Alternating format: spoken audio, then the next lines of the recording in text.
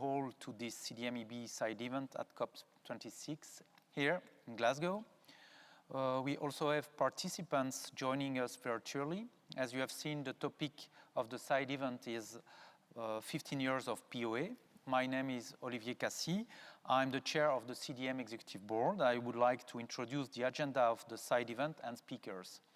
We will hear first from Harikumar Gadde, senior climate change specialist of the World Bank, focusing on benefits of programmatic approach, particularly CDIF, experience in PoA. Then we will hear CME's perspective regarding co-benefit of programmatic approach, PoAs on clean cook stoves for households and communities in India, Nepal and Bangladesh by Atmosphere, to be presented by Florian Eickhold and Hitesh Goyal. Follow a PoE on pure drinking water for communities and educational institutions in Africa by Pure Water, to be presented by Marco Maggini, Southpaw. After these presentations, I will open the floor for question and answer. I will request you to save your questions till we have all presentation down. Now, let me introduce to the speaker, or I would maybe prefer that they will introduce them when they will take the floor later. So I will deliver a keynote speech immediately. So the CDM allows for investments in projects in developing countries with the dual objective of reducing greenhouse gas emission cost effectively and contributing to the host country's sustainable development objectives. When we talk about the evolution of the CDM, people often think about how the mechanism itself evolved and matured over the years. What gets often unnoticed is the way usefulness of the mechanism evolved over time. We certainly started the CDM with a key objective of achieving Kyoto compliance, but over the years, usefulness for the CDM was discovered. Replicable projects with low and physically dispersed emission sources, normally tedious and time-consuming, to advance on a project-by-project basis. Widened to CDM portfolio under a programmatic approach. With the urgent need to scale up mitigation, particularly in underrepresented developing countries, the concept of CDM programs of activities, in short PoA, emerged. The meeting of the parties of the Kyoto Protocol in 2005 defined what is a PoE. Since 2007, when the initial PoE-related procedures were introduced by the CDM Executive Board, the PoE requirements have been significantly improved and are still being calibrated in order to meet the specific needs of PoA's participants. PoAs allow developers to add component project activities, in short CPAs, faster and easier once the program has been approved. Compared to regular CDM project activities, this programmatic approach has many benefits, particularly for less developed countries or regions. Deployment of technologies such as solar water heaters, efficient cook stoves and LED lamps, and solar home systems to improve the access to modern energy services in the developing world was an immensely untapped area in the past. Thanks to the PoA concept that support these technology deployments in a cost-effective manner, rapid advances have been made in this area to improve the energy access. This is just an example. There are several other sectors, technologies, and measures which are covered under the programmatic approach. In 2016, Carbon Initiative for Development of the World Bank, or CDEF in short, registered its first CDM PoA, making use of the CDM board's innovative programming approach aimed at accommodating small project activities. The bank also procured carbon credits from home biogas systems in Kenya and has since signed agreements with projects in Ethiopia, Madagascar, Senegal, and other countries. These 10 projects are expected to generate at least 6.5 million shares by 2024. Several stakeholders present here today have also recognized the opportunity of the CDM to mobilize resources for effective support of specific regional and national policy goals, and I'm glad this topic is on the program today. Today, we have 356 pre-US registered with 2,700 component project activities included to them, covering supply of potable water, smart and efficient energy services, and cooking solutions, both at household and institutional level. Let me therefore finish by saying that one key element which I observed over the years, an observation I made on the CDM, is that ambition is often linked with creativity. We will be required to do more with the resources and instruments available. I have no doubt that this is something which will continue and only be amplified in the future as we need to ramp up climate action. And for now, I invite you to listen to the example we have brought today on the immense benefits PoA offers and success stories from different regions. So let's not wait any further and listen to the case of CDEV. So I invite Harikumar Gadde to take the floor. He will be delivering his presentation virtually. Mr. Gadde, you have the floor. Thank you so much.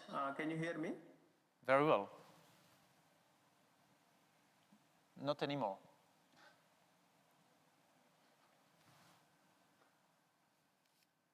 Hear me, please.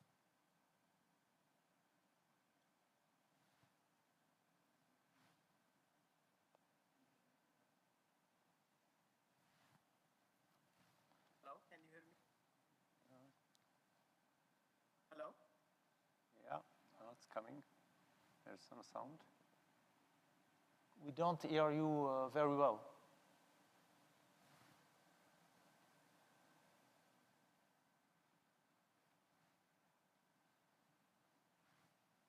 you ask him if he's changed anything just as we got him on? Because we think he changed his microphone to his computer mic and not his headphone mic, because when he first came in, he was really good. Okay. Did you change something with your microphone? Because during test, we heard you very well, and now not anymore. So maybe you switch from your laptop. Sorry, from the headphone. From the headphone to the laptop. Did you do that? Accident. By accident or? Yes, yes. Actually, I connected to my, whether you can hear me. Can he hold the mic a bit closer to his mouth? Can you open the mic? Just hold it closer to his mouth. Put your mic. Can you hear me Okay, now? yes, better. You can make your presentation. Thank you very much. I don't know, because my system has some issues with audio, I guess. Every time we're optimistic. Okay, thank you so much. We don't hear you, I'm sorry.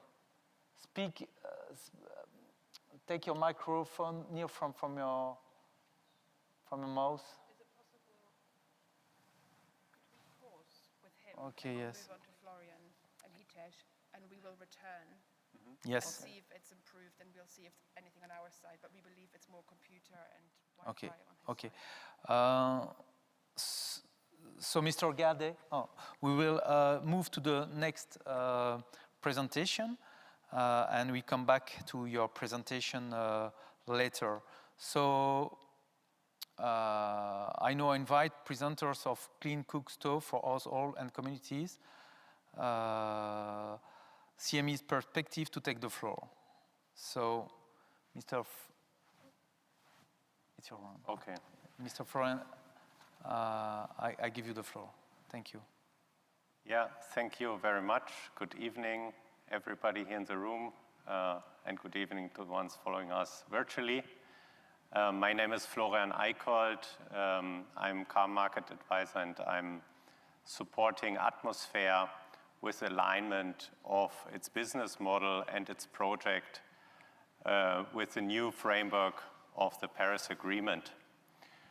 Today I will speak about some experience with cook stove PoAs in Asia, especially here, 2 cases from India and Nepal.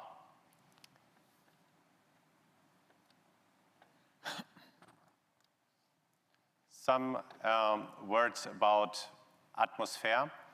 Atmosfair is a non-for-profit company dedicated to support renewable energy projects in the global south in order to decrease CO2 emissions and simultaneously promote sustainable development in host countries.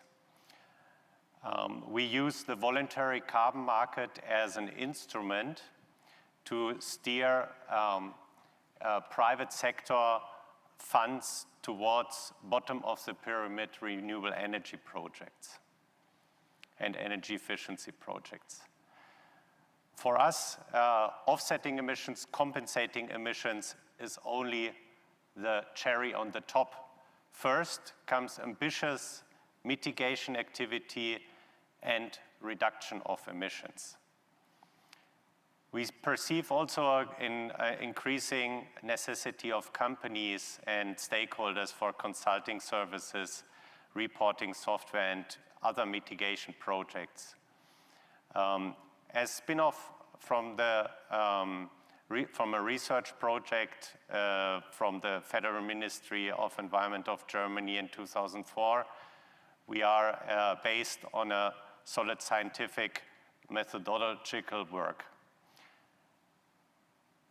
Our project activities are supervised by an advisory board consisting of representatives from the Federal Ministry of Environment of Germany, NGOs, and distinguished people from science and the community.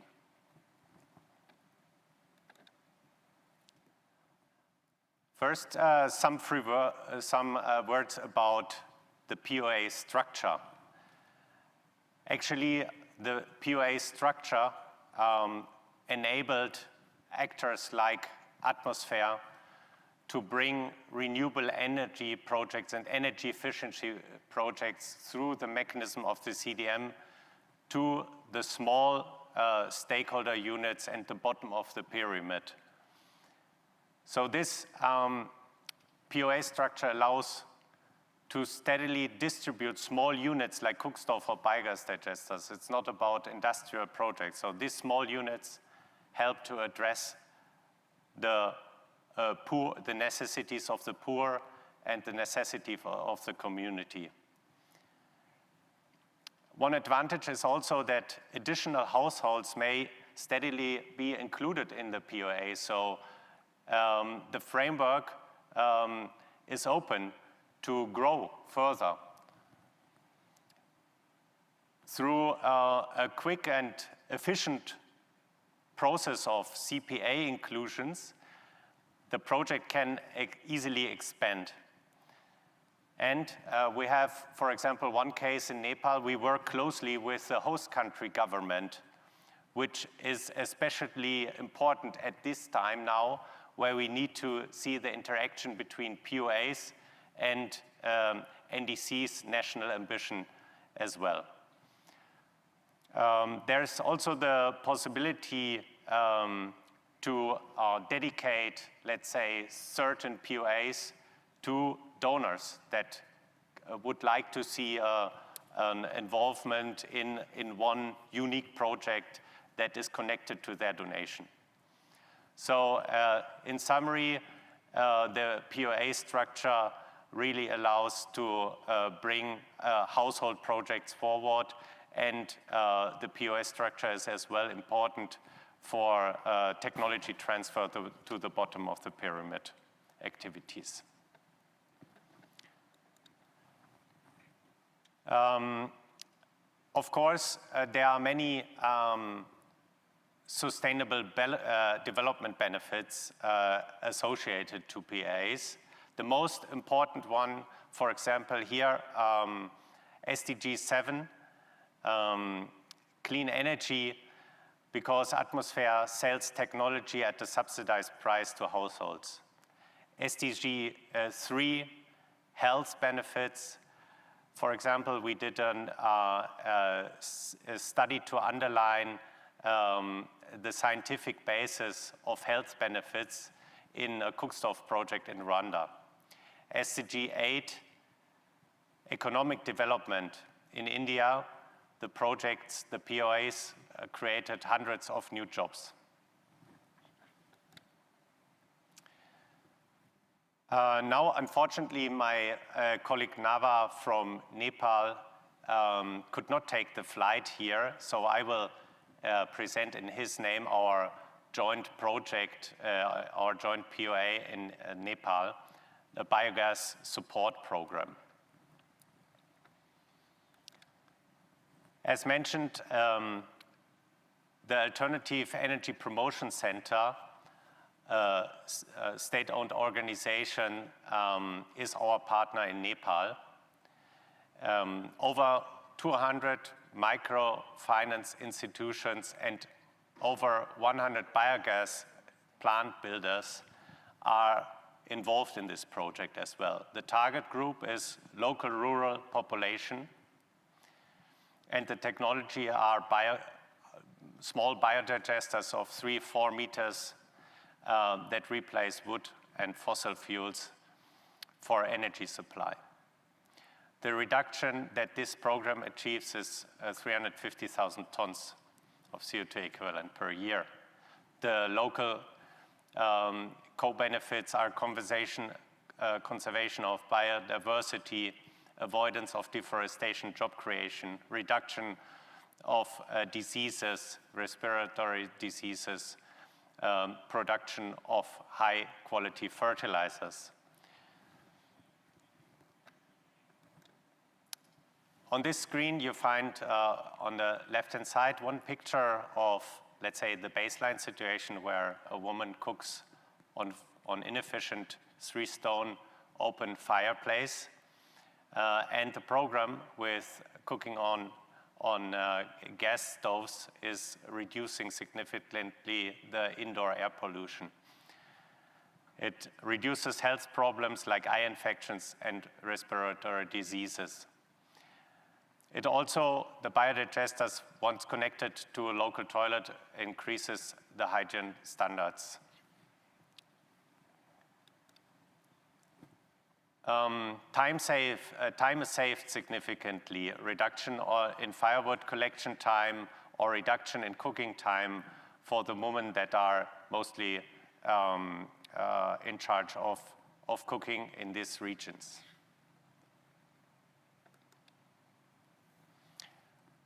Monitored co-benefits are also the increased productivity and income generation, or related to this general topic. The bioslurry, that is one of the residues that after biodigesting comes out of this biodigester, can be used as fertilizer and replace chemical fertilizers. This increases productivity in the local farming activities. Jobs are created. More than 100 biogas construction companies all over Nepal have been set up. Regular trainings are offered to the workers, masons, etc. About 13,000 direct and indirect jobs are created through this biogas program. Now, I would like to hand over to my colleague Hitesh, who is, if connected well, connected from India. Yes. So I see you, Hitesh, on the screen. Nice to see you. Hello. Hello. To see you. Hello, how are you? We are very good. Curious to hear your message from India. Yes, thanks, Florian. Greetings to you all and a very happy Diwali from India. Mr. Goyal, you have the floor, please. So, I'm audible? Yes, I switched the slides for you. You can start speaking. Okay, thanks, Florian.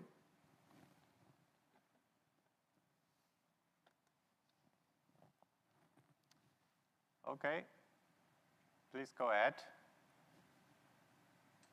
Okay, thanks, Florian.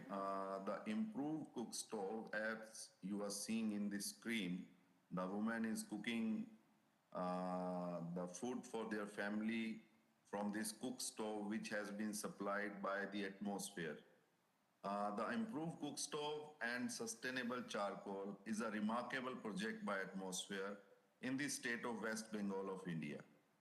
India has adopted this technology provided by Atmosphere that has greatly improved energy efficiency on the consumer side. This has resulted in cost savings, which has directly benefited the poorest. Let me give you a quick overview of this initiative of the Atmosphere. The environment-friendly cook stove initiative targets households in the regions of India. The technology saves 50% of wood and replaces inefficiently produced charcoal, which has helped in reducing huge amount of CO2 every year and will continue the same over next 10 years. As per data available, it is estimated that 96,000 tons of CO2 per year will be reduced. This holistic project has multiple benefits like cooking on energy efficient cook stoves, sustainable technology, health benefits for the women and their families, income generation by selling charcoal, protecting environment by reduction in CO2 emissions. Apart from all these benefits, this project has brought prosperity by providing new source of income generation for the local residents. I must congratulate Atmosphere and UN for the wonderful innovation and hope that in future also we all shall stand united to protect our environment and come up with more such environment-friendly techniques. Lastly, on behalf of the users of the cook stoves, I thank Atmosphere and give my best wishes that this project may flourish and bring happiness and prosperity to the people at large. I would also like to thank UN for developing the methodology for energy efficient cook stoves. And Florian, next slide, please. Okay.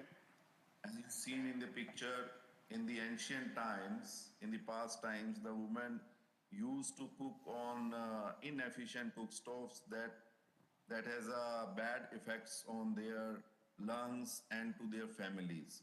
But in this improved cook stoves, they are utilizing the wood and also selling the charcoal produced from that from that wood and also selling it to the market and generating their extra income. So this is all from the India, and I thank the UN and Atmosphere to give me an opportunity to speak at this platform. Thank you, and have a good day, Florian, and all of you. Bye-bye. Thank you very much, Mr. Goyal, Hitesh, for your presentation. So that means that we have heard the first presentation. I'll look if it's possible to have Mr. Gadde. We will try to have Mr. Gadde. Harikumar, are you with us? Yeah, I'm here. Can you hear me now? Could you speak louder, please? How about now? Can you hear me? More or less. Okay. Speak as loud as possible because we hear you, but not so well. So be near from the microphone and let's try to hear your presentation. Please, you have the floor. Okay, let me try. Yeah, I don't know. I hope you can hear me. Good afternoon. To my presentation, I'm going some of the experience that we had with the PoA's carbon initiative. Slide, please. You can see it. We have a very bad connection. Sometimes we hear you very loud, and sometimes the opposite. So that it's a problem with the connection.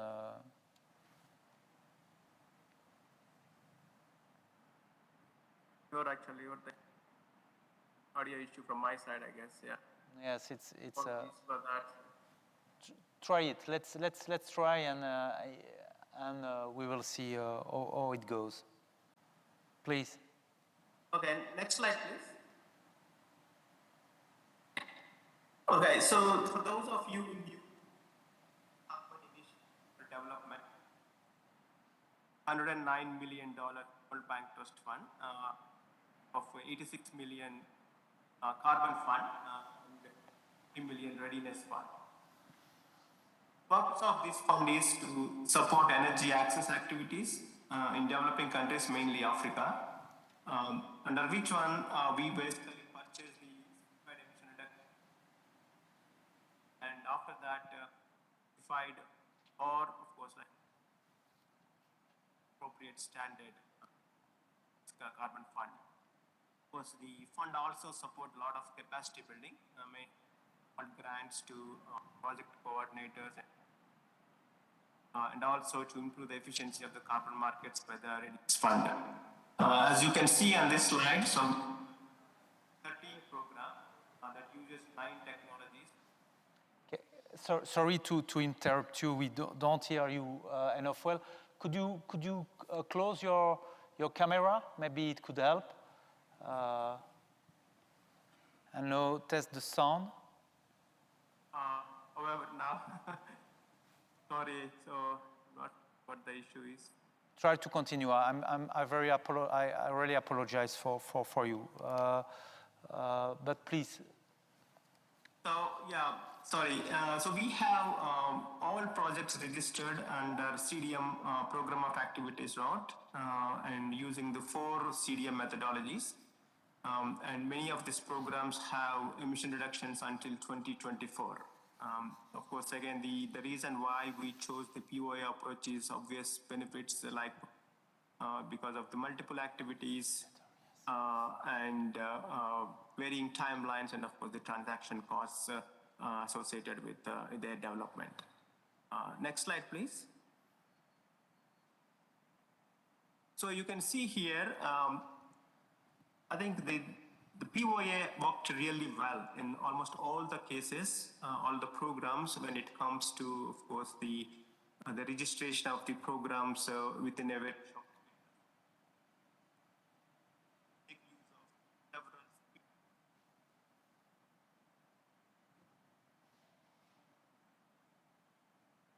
that fall under positive list category. So I know the World Bank helped to develop certain methodologies that we used under CDEV, wherein we simplified.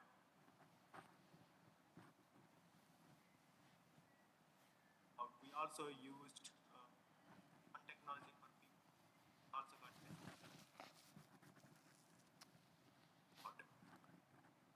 of course, one of the flexibility with the validation of the monitoring plan.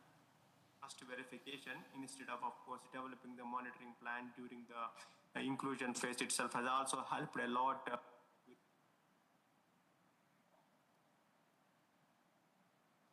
maybe we can move. I think it's too difficult. Yeah. No. Okay, so no problem. It's because I don't want to be rude with the presenter, but Mr. Gadde, we don't hear you at all. It doesn't make sense to, unfortunately, to continue with your presentation. I really apologize because I'm sure you took time to prepare it, but we really don't hear you, and so I propose to switch to the next presentation. So I now invite Marco Maggini, Director of Project and Portfolio Management, Southpaw, to take the floor. He will be delivering his is with us. Yes. And so, Mr. Maggini, you have the floor. So thank you very much for having me. just looking at slides. I also had a few slides to talk about this. So just very quickly about Southpaw. Coincidentally, we're also celebrating 15 years anniversary this year. So some parallel there. We have been developing projects since the beginning at the CDM level, and now both for different subnational compliance markets and international voluntary market. We are now almost 600 people located in 18 different countries, and we have developed more than 700 projects globally. But the reasons why we was invited today is to talk about our international water purification program. The International Water Purification Program is a project that we have developed since several years across different countries, mainly in sub-Saharan Africa, but also in Southeast Asia, and really shows the full potential of the PoA as a framework, not only for the impact of the ground, but also for the scale, which I think it's two things that needs to go hand in hand. So the PoA for the water dispenser is the main source of income, the carbon for the projects involved. It allows economy of scale, so we have been able to develop it village by village, making sure that the water dispensers are transferred and expanded country by country and within the countries, and also allowed for capacity building and transfer of knowledge. So having incremental approach, we managed to convince of the benefits of the PoA and actually expand it through community, and creating that level of trust which enabled to reach a great number of people. As we know, drinking water is a big challenge all across sub-Saharan Africa, and the PoA actually managed to deploy water dispenser for affordable water, replacing what was before the main source of disinfecting water, which was through boiling, which required wood fire and collective wood and biomass within the region. As I discussed, the location is our international water PoA are Kenya, Malawi, Uganda, and Cambodia. And the technology was chlorine dispenser, the distributed to, and water kiosk together as boreholes. It's, when you look at the map, it's a huge region, and it's also countries really far apart. And this shows how only through this framework we will be able to minimize the intermediary cost and the cost of putting this program together while maximizing the impact of the ground. So when I was asked to make this presentation, I couldn't think about a better program to celebrate the kind of impact that this framework had through the years. So a few numbers only to put into perspective, because as we know, with this window of 10 years that the IPCC gives us, we need to juggle between us having as much impact as possible, both in terms of the impact for the people on the ground, which are the main beneficiaries from this, while having the emission reduction that is requested. So in this case, we're talking about 14 million tons of CO2 over 25 years, and 2 million people would have access to clean water. And through that, through the distribution and the manufacturing, more than 800 jobs have been created. So it's a monumental achievement that has been building through the years together with all our local NGOs and partners on the ground.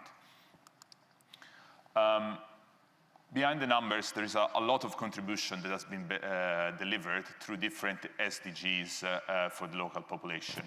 I would just list a few very prominent ones, which is the improvement in terms of health in the household, because obviously without wood burning, the air quality and the related diseases decreased significantly.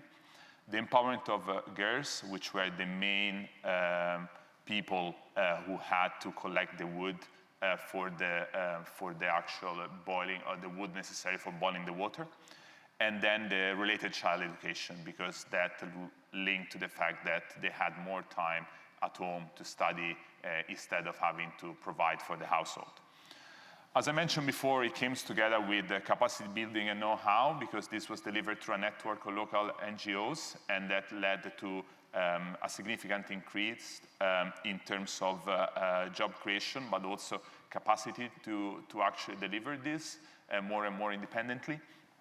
And finally, obviously, the climate protection angle, by relieving the pressure on the local biomass, which before was providing the wood who was needed for boiling the water.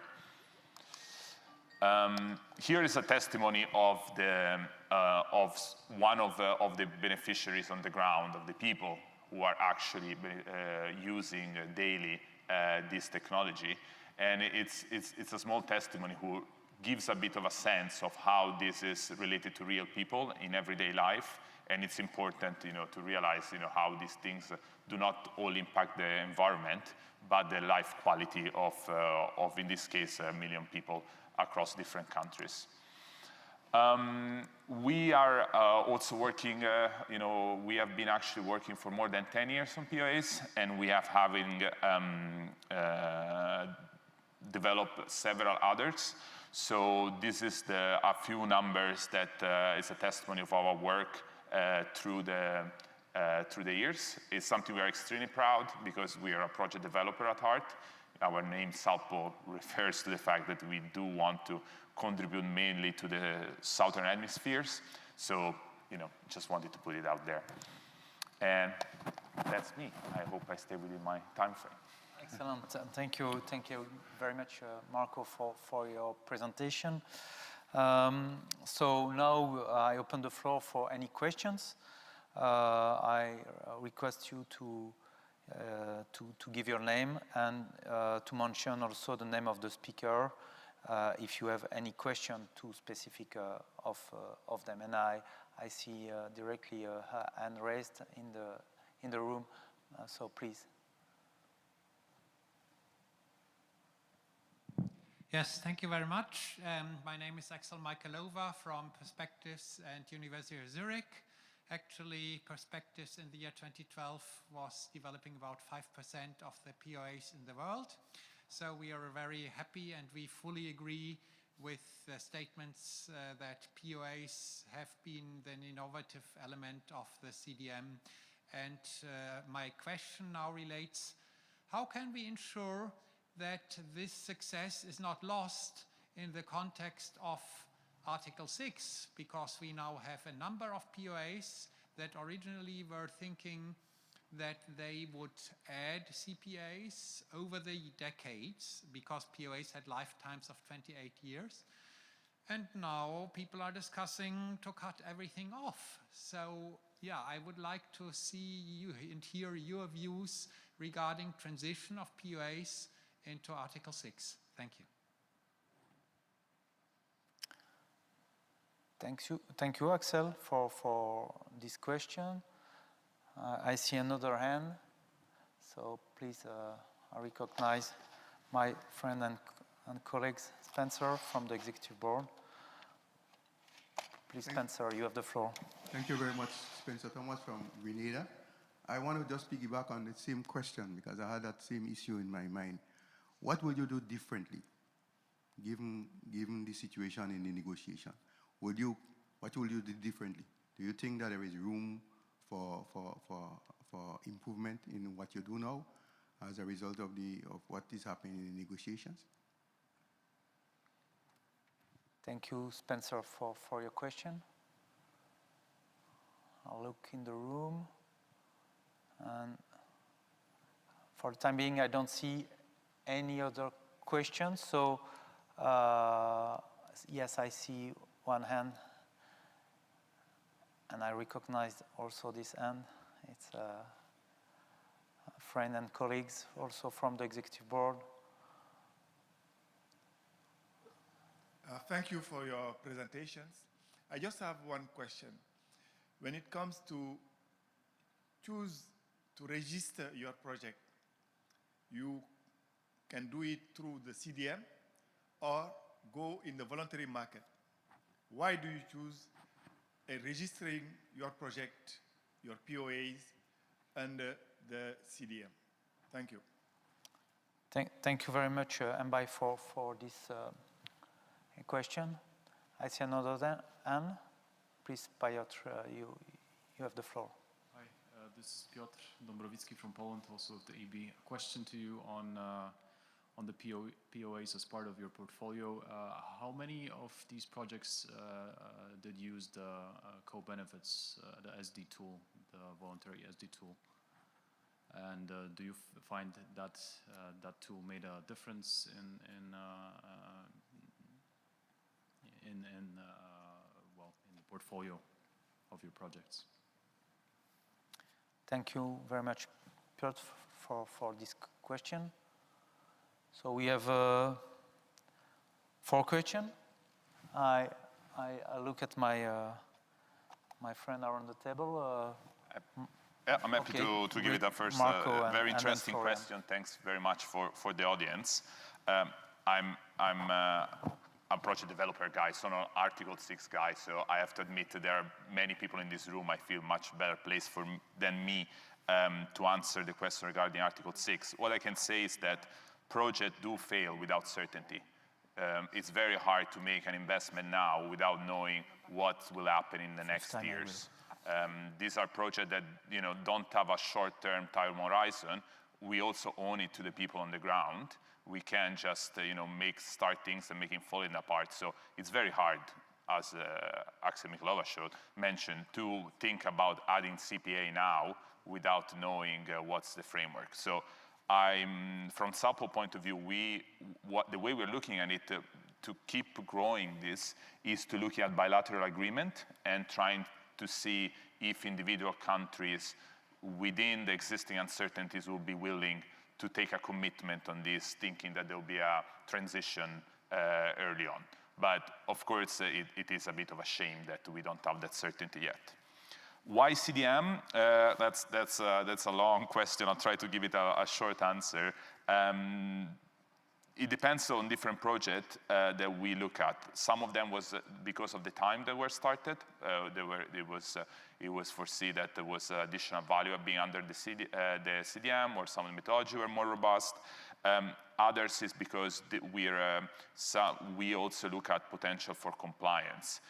The voluntary market was always for us as a bridge that through years became more and more important, but we were always, the big dream is to have a big full-fledged compliant market with very high process that would be able to deliver the change that we all want to see. And on SDT and SDG, yes, we have applied to several of our projects. In our experience, our donors value that for the certainty that it gives about the impact that how they are quantified on the ground. It's very hard to put a number on what value do they add numerically to the project, but I think what stands out within this framework is also to quantify the impact of the project on all the different sides, so we welcome any initiative around that. Thank you, Marco, for your answers. I give the floor to Florian, and I would like also to hear from you, from each of these 4 questions, to see your perspective on your point of view on that. Please, Florian. Thank you, Olivier. Yeah, actually, these are extremely interesting questions, the 4th. So I will start first with the frameworks. At Atmosphere, we register all projects, all larger projects under the CDM plus the gold standard. So we have the multilateral, transparent, multilaterally supervised mechanism that gives absolutely certainty and transparency to the stakeholders, which are mostly large companies that use these units for compensating their emissions. Plus, we have Gold Standard, an organization that highlighted the necessity to bring sustainable development into the framework of carbon crediting. Especially, that was crucial that for many projects that had to transition or to go into the safe haven of the voluntary carbon market when the prices for the compliance market collapsed.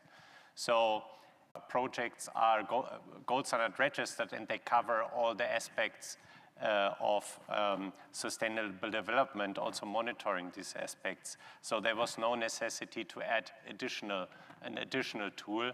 But of course, it could be, if we look more into the future, it could be that these sustainable development parameters are coming into an official framework under Article 6 that then is multilateral backed up and including monitoring of CO2 emission reductions plus the sustainable developments. Now the question how we go ahead under Article 6 and with these projects. We just agreed in January this year, and we did a press release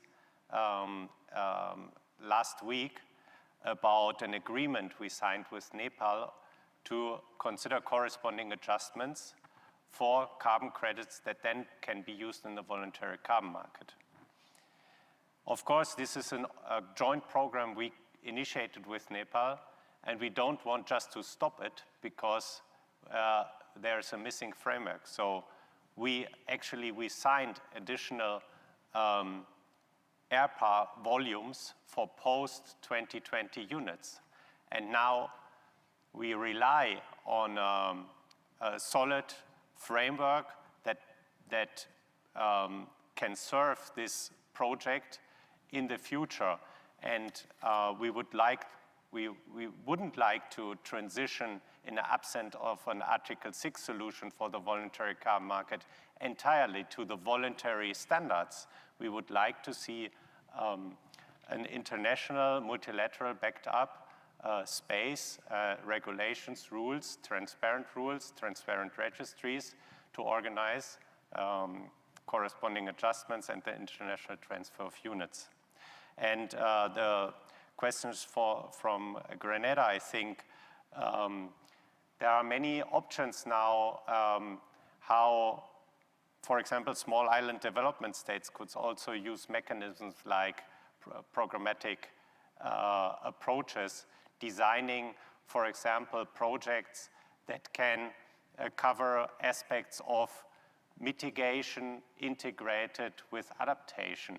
So you could imagine steering from a host country perspective, steering through the voluntary carbon market funds towards projects you give corresponding adjustments for, but these projects add additional adaptation values to the host countries then. So, and this could be, especially when you have distributed small island development states, could be organized jointly, for example. And as you said, Olivier, creativity is now necessary to find a comprehensive way to organize all this. Thank you, Florian, for your comprehensive answer. Very interesting, and thank you, Marco, also. Any other question? Yes. I actually have one then. Oh, you've got one also? Yeah. Okay, but I see. Maybe you can prepare your question.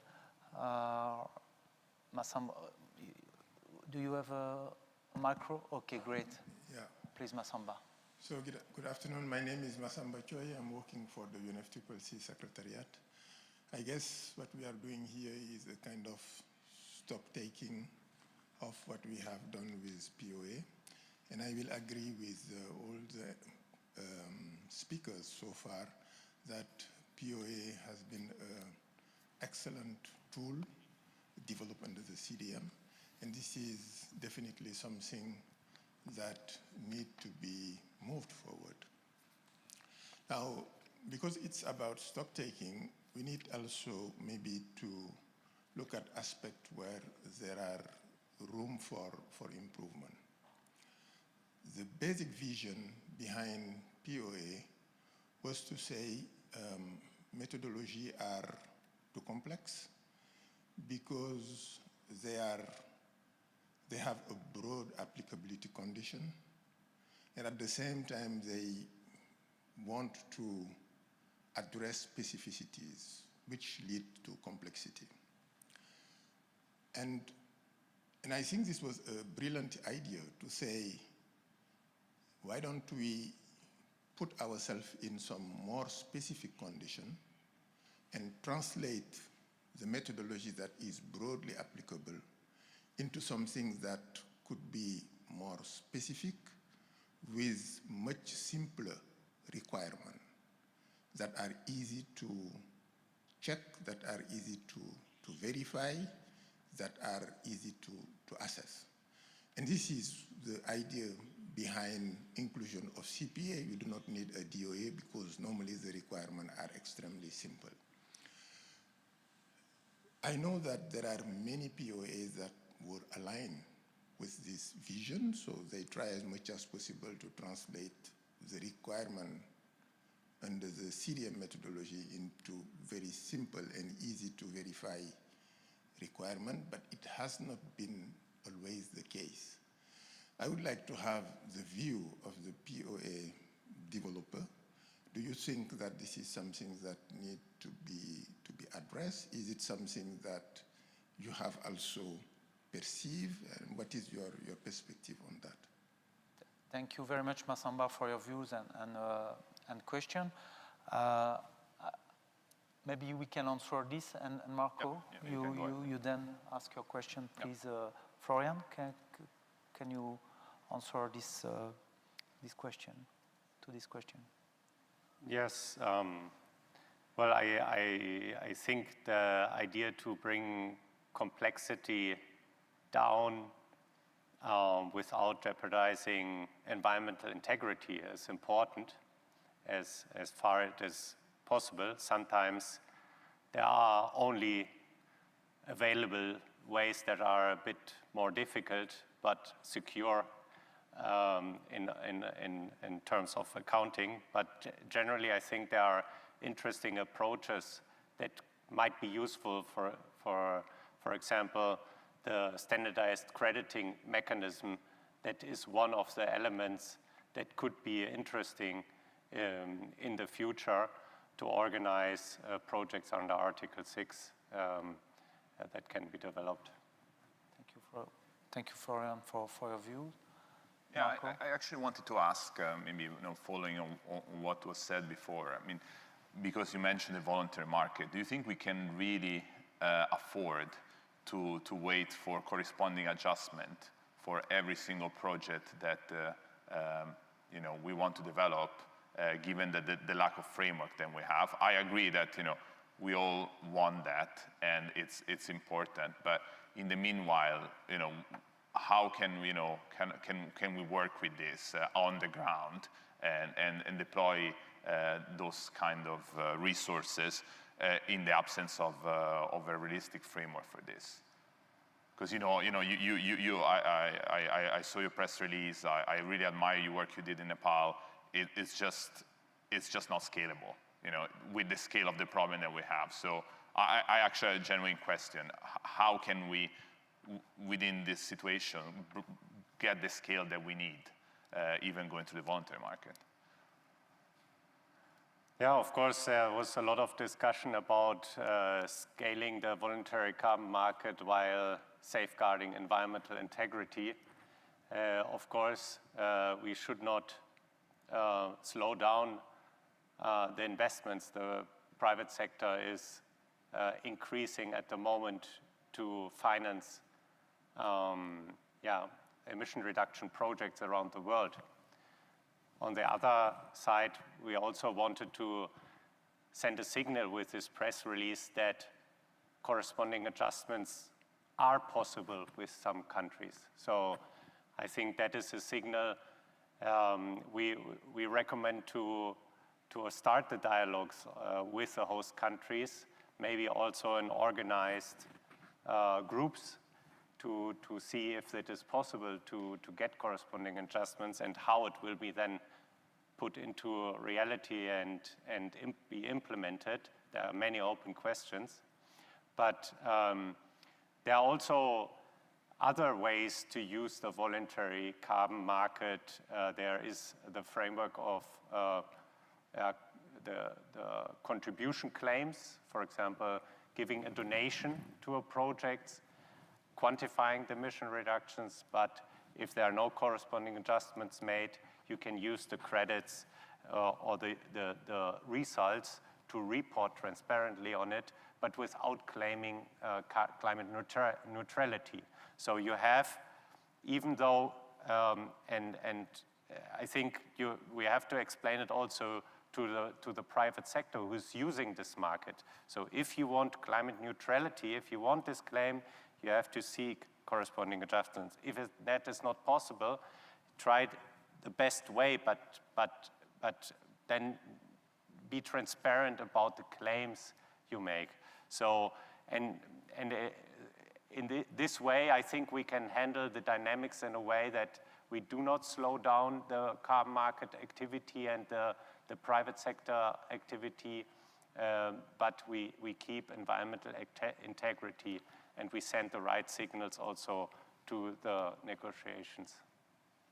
Thank you, Florian, for this very transparent answer and view on this. Any other question? Yes, I see a hand. Please, Frank, you have the floor. Okay, so thank you to the panelists. I'm Frank Wolke, also from the executive board. It was very interesting, and with regard to environmental integrity, we just mentioned, I just want to ask you a question, because in the past, sometimes there has been also some criticisms against some of PoAs, meaning that some say that they haven't been additional, some say that they haven't been used after the establishment on the ground. So how do you safeguard with your projects that the projects are real additional and that the projects are really being used and being further reduce the emissions in the future? So have we had special circumstances and special conditions that goes beyond the normal standards, or what was your answer to these criticisms that has been passed? Thanks.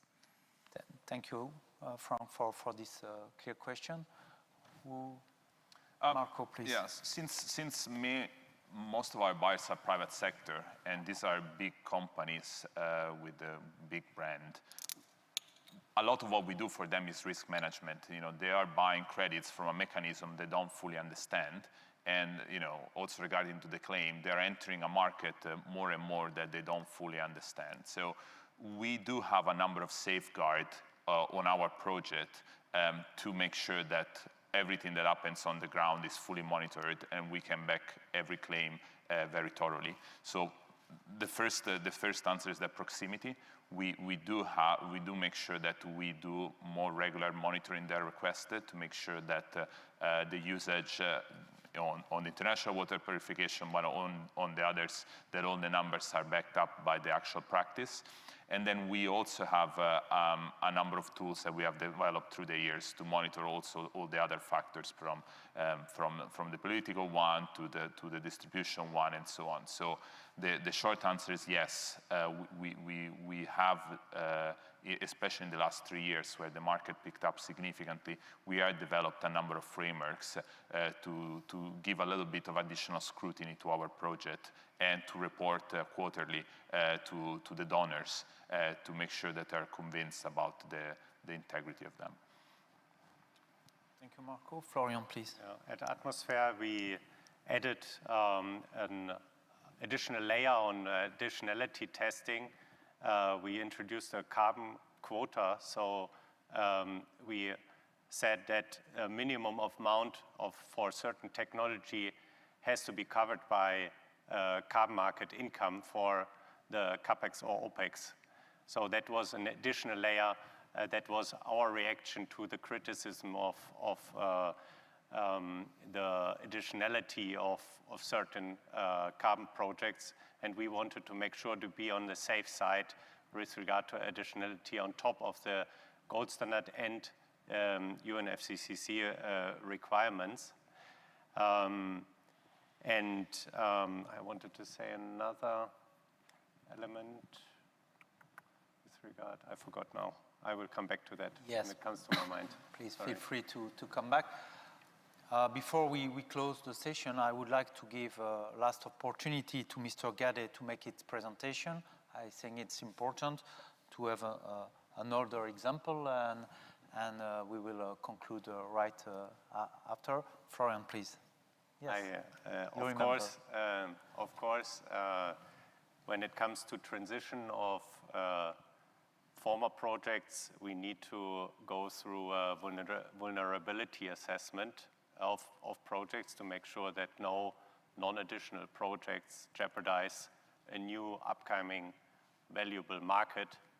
And we are aware that some of the projects at Atmosphere will be able to withhold this assessment, and some of them will not be vulnerable. So this is an additional check to make sure that only in the future carbon market, in the future solid voluntary carbon market, only really additional projects are positioned. Thank you, Florian. Mr. Gadde, are you with us? Yeah, can you hear me now? Okay, better. May I request you to make your presentation in 10 minutes because we will be out of time. Great. Without delay, I give you the floor. I will do it much faster actually. So thanks again for the opportunity, and apologies for the audio issues. And glad to see Masamba and Boy and Eickhold actually in the room. Next slide, please. So this I already covered. Basically, this gives a snapshot of all the programs and the technologies that different programs have under the CDM. And of course, we use 4 CDM methodologies, and we have, of course, contractor arrangements to purchase emission reductions until 2024 from many of these projects.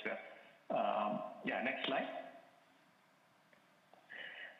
So this slide basically summarizes what worked well actually. I mean, it's like, bank has involved in several PoA reforms, for 2020 period, and it worked very well for many of the PoAs under the CDM. That includes simplified methodologies and minimizing the number of data parameters that require to be monitored. Using more than one technology under one methodology and for PoA, and of course also flexibility, with developing the monitoring plan during the first verification instead of course during the inclusion period itself, and of course the list of CPS directly by designated operating entities. And of course, given that most of the CDM programs are off-grid systems and distributed systems, spanning various geographies in a particular country, so of course some flexible provisions with the sampling service also worked well. Next slide. Having said that, of course, there are several obstacles actually that many of these PoAs faced. Of course, I think I should also clarify that many of the issues that we faced are not related to the PoA procedures per se or the requirements, but more to do with the ground realities with many of the programs implementation by entities that have inadequate capacity basically to fulfill different requirements, especially the delays that happened with issuance processes actually related to data collection and management issues, and of course, we also have some issues related to the technologies like cook stoves with lower technical lifetime, and the amount of the time that it took for us to include in the registered PoA because of the several reasons that basically reduced the number of emissions that a project could generate. And the other big logistical issue that some of the PoAs faced also with not doing the surveys, especially in remote areas, how basically, we looked into different options like using digital MRV technologies, basically what role actually they could play to facilitate conducting these, avoiding or minimizing the number of surveys that we need to conduct. And I think, of course, the one thing, of course, we also, it's not a complaint, but we also faced some issues with frequent incompleteness request for reviews, and of course it is partially, of course, related to the way the project was presented, but also because of the lack of comprehensive guidance or review from the secretariat team as well. Next slide. Here, I think I wanted to highlight one thing that many of these projects, and I am sure many in the room already aware of the MRV-related challenges. As I already mentioned, because the CDM projects are off-grid systems and distributed systems, so they span over large geographic areas, and then it poses very, very challenging actually issues with the data collection and management. And in some cases, actually, this led to a delay of more than 1 year to start the verification process in some of the PoAs. And of course, I think given that the different actors actually involved in many aspects related to the design, implementation, and operation of the projects, and then their relationship with the coordinating and management entity, and then how responsive they are to the various requests of the CMUs, also actually leading to several delays for some of these projects. And again, I think we also found that there is a potential for us to further look into how the surveys can be conducted, especially for the household projects, and where we often use quantitative and qualitative questions to get the information, and then of course it leads to a very, very subjective interpretation of how those responses should be looked into, and then use that as a basis for us to monitor the parameters required and then hence calculate the emission reductions. I think that subjectivity can be can and should be actually minimized to an extent possible through alternative means of collecting the data. And of course, I think the MRV enabling environment, I think, is one thing actually also we found an issue, especially the calibration related issues, so lack of laboratories at the domestic level, and the delay of international consultants or international labs basically to find out the data that is needed, especially for projects like cook stoves, is also turned out to be one of the major challenges. And then, of course, another issue that we all know for a long time, the absence of DOEs actually in many of the African countries, and then the need for us to rely on the DOEs either from Europe or from India, I think is also led to the travel and logistical issues, and of course the COVID has basically also made that challenging, highly visible in many of the programs that we have. The next slide, please. So this is my final slide. I think this is basically what that the bank is trying, because as I said, many of these programs that we have contract until 2024, and then we plan to use up the CDM until 2020, and then what happens actually after 2020, and under which standard basically we wanted to get these credits generated. If those credits are not recognized under CDM and etc. And that's how this whole idea of a standardized crediting framework is born, even before actually the Paris Agreement.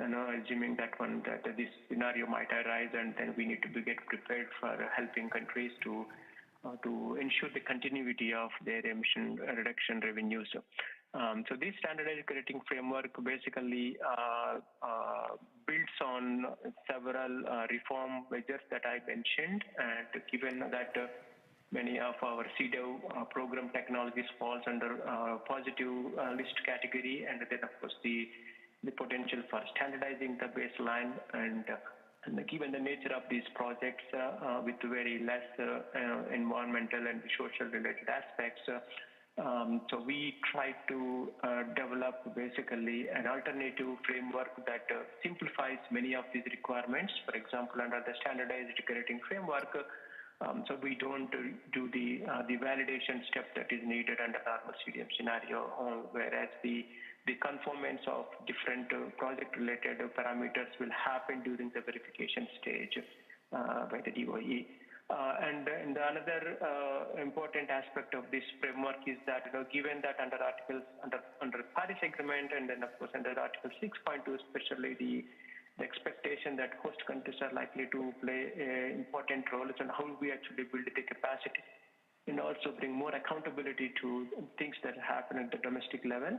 So this framework basically is completely country-owned and country-led process, involving different agencies of the government, but also for the consultations through the private sector and others to have a say in an entire process. So we developed several simplified templates, procedures, and then guidelines, etc. And all the information is available on CDM website. And then, of course, Senegal is one of the first case studies of the pilot activities that we did, and then to the very satisfactory levels. And now we aim to roll out the standardized ticketing framework in all CDM countries in next 2 years, to get prepared. One, basically to help countries to have a institutional governance framework at the domestic level to make decisions not just related to the SCF, but also related to Article 6 matters, and to support with having a necessary infrastructure like MRP and registry systems, and of course to build the capacity of these countries and the stakeholders. So with that one, I would stop and then happy to answer any question that you may have. And then in my last slide, of course, there's a link to the information on CDEV and CDEV programs, and also the standardized ticketing framework. Thanks again, and apologies once again for the audio issues, and over to you. Thanks. No, it's us who apologize, but we really thank you, Ari, for this presentation. And I thank our three presentators. We can say that, presentators, for your success stories example that you presented us today. It's very inspiring and motivating, and so with your creativity, I'm sure that the PoA concept has a long future wherever it will be done. It's sure that it's on the way, and we really wish long life to this. I also want to thank the audience for your interesting question. I hope that you receive a clear answer, and I think it is the case. So thanks for this today. And yes, we know that there is some room for improvement, but that's the work that we have in front of us. Also, it's to continue to improve the mechanism in general, and so I would like to wish you a good evening, and see you during the COP, probably in the corridor and in other room, to continue our discussion. Thank you very much, and see you. Bye.